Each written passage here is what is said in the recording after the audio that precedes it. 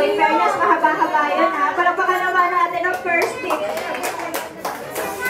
Tita, ano muna tayo? Dito muna tayo sa second. Ayan, so nasa na po yung second tip. Dito po tayo sa